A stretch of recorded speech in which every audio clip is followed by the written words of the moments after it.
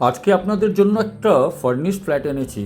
লোকেশনটা কিন্তু দুর্দান্ত, পুরো একদম আপনাকে অতটুকু আমি অ্যাসিওর করতে পারি। এখানে ম্যাক্সিমাম জিনিসই কিন্তু যিনি সেলার আছেন ছেড়ে যাবেন। কিছু কিছু জিনিস স্মৃতি হিসাবে যেটা ওনার আছে সেটা কিন্তু এখান থেকে উনি নিয়ে যাবেন। যেমন এই যে ক্যাবিনেট আছে এটা থাকছে, সোফাটা পুরো উনি ছেড়ে যাবেন। আর অনেক কিছু এর মধ্যে থাকছে যেটা অ্যাজ ইট ইজ আপনি পেয়ে যাবেন।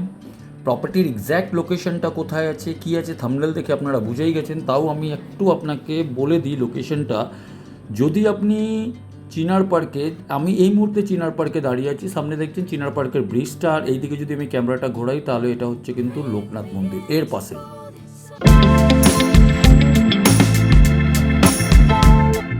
নমস্কার, বিভাস সিং বলছি ভিএস কনসালটেন্ট থেকে। যদি আপনি কোনো একটা ডেভেলপার হন, কিংবা আপনি কোনো কনসালটেন্ট হন, কিংবা আপনার নিজস্ব প্রপার্টি আপনি বিক্রি করতে চান, অনলি ফেসবুকে ফটো ছেড়ে দিলে কিন্তু চট করে বিক্রি হয় না। অনেকজন আপনারা জানেন আর আপনারা ছাড়েন, তার জন্য বেস্ট অপশন হচ্ছে টার্গেট কাস্টমারের কাছে পৌঁছানো। সেটা আমরা কিন্তু আমাদের পেজের মাধ্যমে করে দিতে পারবো আপনাকে, আপনার প্রপার্টিকে নিয়ে, কিন্তু কোনো চার্জ করব না।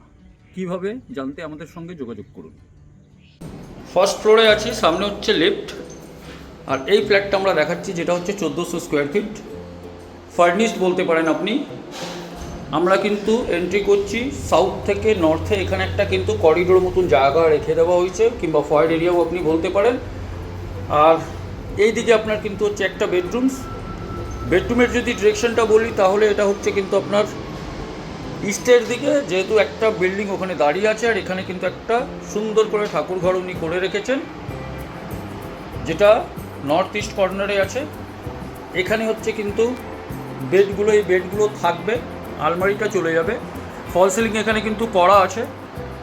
আর এর দিকে যদি চলে আসি এই পাশে, তাহলে এখানে হচ্ছে আরেকটা বেডরুম। এই বেডরুমটা কিন্তু হচ্ছে ওয়েস্টের দিকে, এর সঙ্গে কিন্তু আপনার একটা ব্যালকনি আছে, টোটাল দুটো ব্যালকনি আছে। এখানে এই বেডটা কিন্তু নিয়ে যাবেন উনি, কিন্তু এই যে ওয়ার্ড্রপটা আছে সেটা কিন্তু অ্যাজ ইট ইজ এখানেই থাকবে। আর এখানে পুরোটাই কিন্তু আপনার ফল সিলিংয়ের কাজ করে দেওয়া হয়েছে। এইদিকে হচ্ছে একটা টয়লেটটা যদি আমি বলি তাহলে এটা হচ্ছে কিন্তু অ্যাটাচ টয়লেট, ছোট্টই আছে বাট স্পেসিয়াস আছে, যাই হোক। আর এইদিকে যদি চলে আসি তাহলে এখানে হচ্ছে কিন্তু ব্যালকনিটা হচ্ছে কিন্তু আপনার রোড ফেসিং, যেটা ইনসাইড রোড আছে।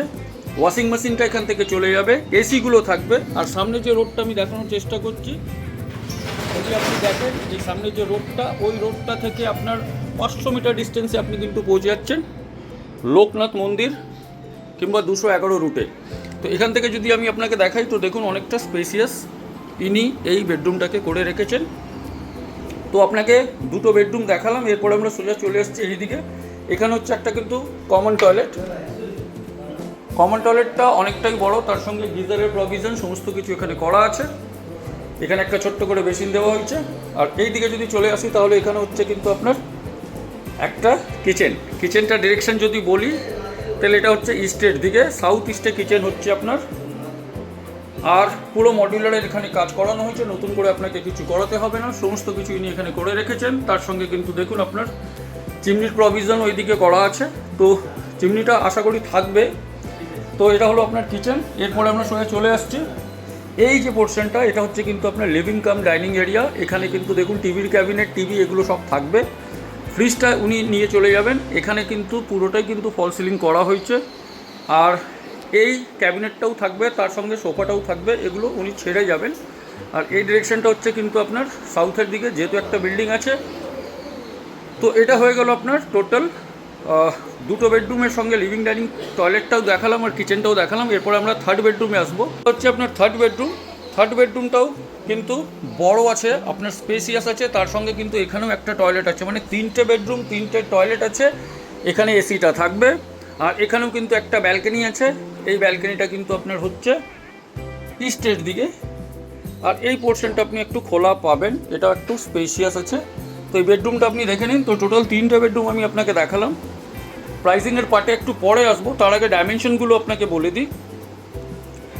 দেখুন এখানে একটা ব্যালকনি আছে, এই ব্যালকনিটা প্রায় 6x4 কাছাকাছি হবে। এইদিকে হচ্ছে কিন্তু আপনার টয়লেটটা কিন্তু ছোট্ট আছে, যেহেতু 3টে টয়লেট আছে তো এটা একটু ছোট্ট আছে। বেডরুমের যদি আমি সাইজটা বলি তাহলে বেডরুম 1 2 3 4 5 6, এটা প্রায় 12 ফুট হবে। আর 1 2 3 4 5, 12x10 কিন্তু এই বেডরুম হচ্ছে। পুরো বেশি পুরনো ফ্ল্যাট না এটা, জাস্ট এই ফ্ল্যাটের বয়স হচ্ছে 5 বছর। এইদিকে হচ্ছে আপনার লিভিং কাম ডাইনিং এরিয়াটা, এটা যদি আমি দেখাই আপনাকে, তো 1 2 3 4 5 6 7 8, 16 ফুট। আর 1 2 3 4 5 6 7 8, 16x16। এটা আপনার একটু স্কোয়ার টাইপেরই হবে।